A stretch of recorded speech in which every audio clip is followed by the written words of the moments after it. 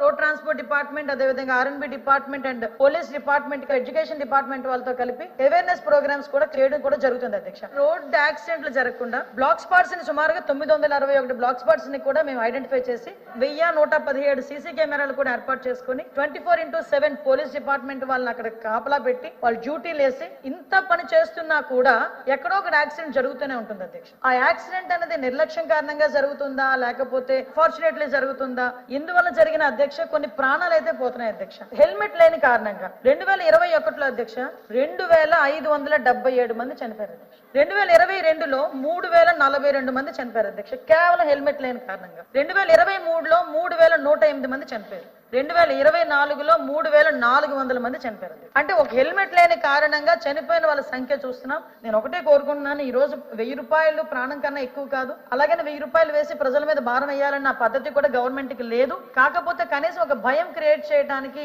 కనీసం వాళ్ళకు ఒక బాధ్యత క్రియేట్ చేయడానికి ఆ ఒక్క విషయంలోని గవర్నమెంట్ కూడా తీసుకుంటుంది.